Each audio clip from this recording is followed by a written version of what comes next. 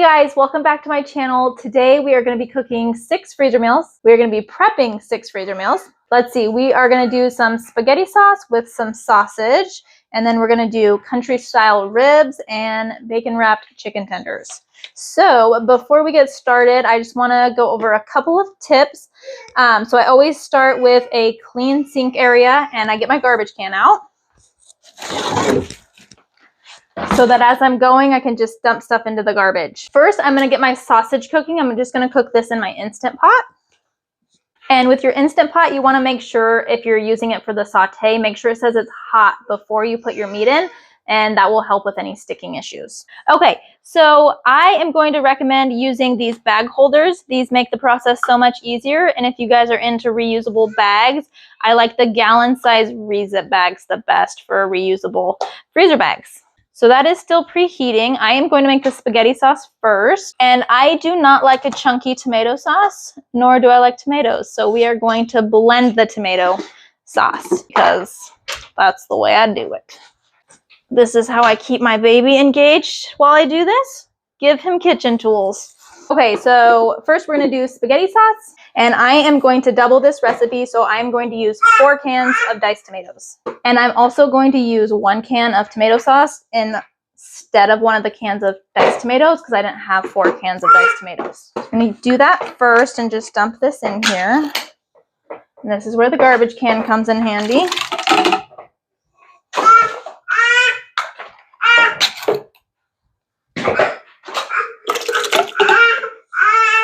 And then I want a 1/2 cup of water in here just so I don't get a burn reading on my Instant Pot.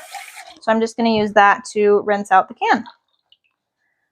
And then I'm just going to give this a quick whiz in the blender. Like I said, you don't have to do this part if you like a chunkier tomato sauce. Now my Instant Pot is preheated, so I'm just going to add the sausage real quick. Okay, so now I'm just going to dump this 1/2 and 1/2 between the 2 bags. Doesn't have to be perfect. Oh!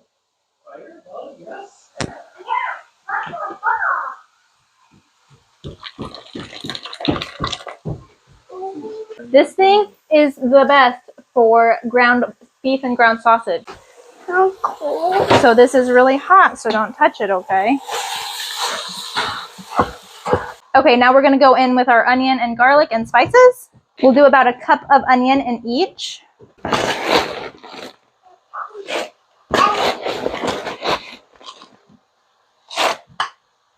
I usually like to get a big bag of onions, and then I will just chop them all up and put them in the freezer, and then I can just use them like this. And then we'll do about 1 tablespoon of garlic in each. What's up, buddy? Fast time. Oh wait, 3 tablespoons of red wine vinegar. Oh, did that hurt your foot? Let's see, 3 tablespoons of red wine vinegar. Oh my gosh. Okay.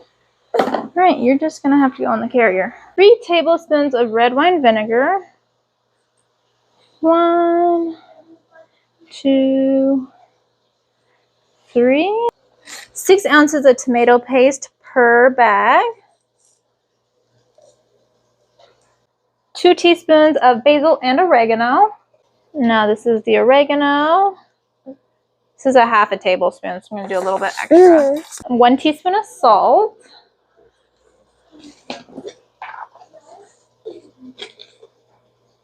And that is it, you guys. I will freeze these separately from the meat because I'm going to do the Instant Pot manual pressure for 7 minutes each, and then I will just add the sausage after, and it'll already be cooked. So all I have to do on the day of cooking is cook up some noodles. Okay, so reasons to make your own spaghetti sauce is, first, it's cheaper to do it this way.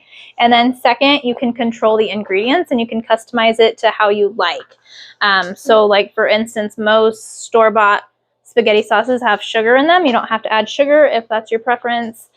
Okay, so then I will just lay these flat in the freezer and they will take up hardly any space at all, just like this. We will have delicious pasta sauce next time we want it. Okay, next we are going to do country style ribs. I'm going to add all the seasonings first and then I'll add the pork. So we're going to do 1 teaspoon of salt, 1 teaspoon of garlic powder, 1 teaspoon of cumin.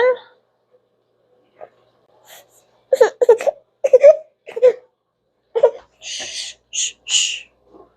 1 teaspoon of smoked paprika. What's the matter?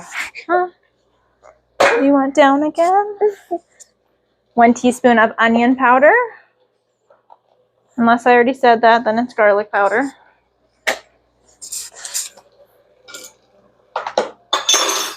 And then we want them a little sweeter, so we're going to do about a tablespoon of coconut sugar. You could also use brown sugar. You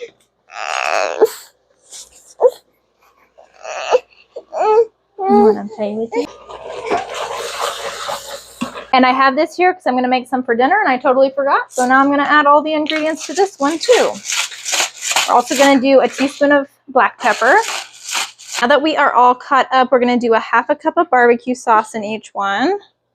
And I'm just going to eyeball it here.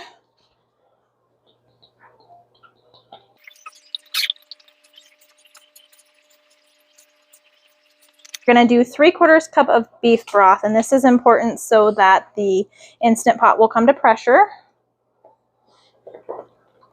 That's only a 1/2 cup. And then we're just going to do 3 pounds per bag of boneless country style ribs. And these are pork ribs. I first started doing freezer meals to start prepping for this baby. And since then, I've just kept doing them because it's so nice having something in my fridge that I can pull out last minute when I haven't thought about dinner all day. And then I'm going to get this started for dinner tonight. I always like to make sure I have dinner when I do these freezer meal days because I don't want to cook on top of already cooking. So I will get that started and we'll have dinner ready soon. So my sausage is done cooking. I just turned that off, so that's just cooling at this point. And next that is our dinner getting ready right now. Next we are going to do our bacon wrapped chicken tenders. These have been a family favorite for a long time. And I actually haven't made them in a while, so I'm excited to make them today.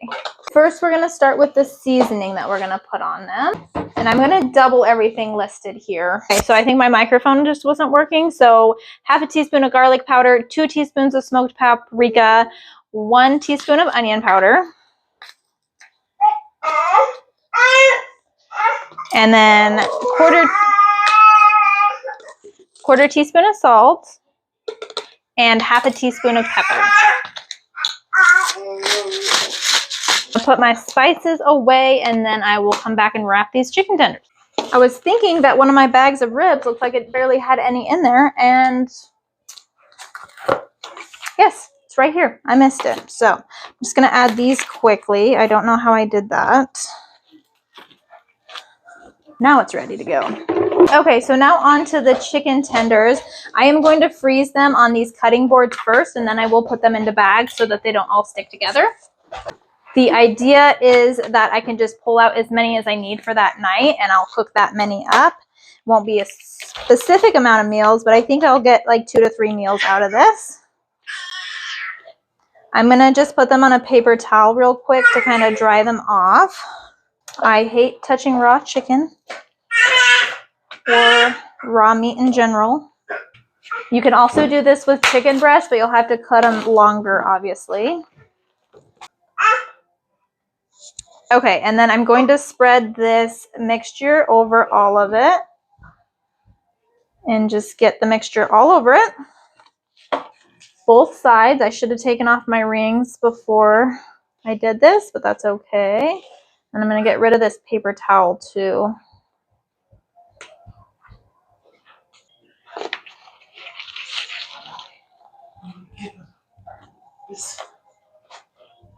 No, Daddy. No. I don't know that the paper towel was the best idea in the world, but here we are. Okay. Now we're just going to wrap each piece with a piece of bacon. And I like to cut the bacon in half lengthwise for this. I'm going to wash these scissors.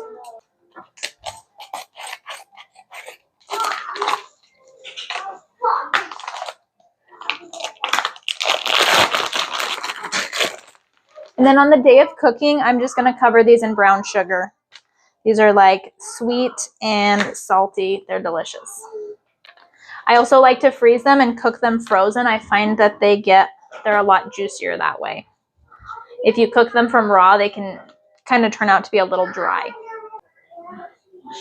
So these will cook in the oven for about 25 to 30 minutes from frozen.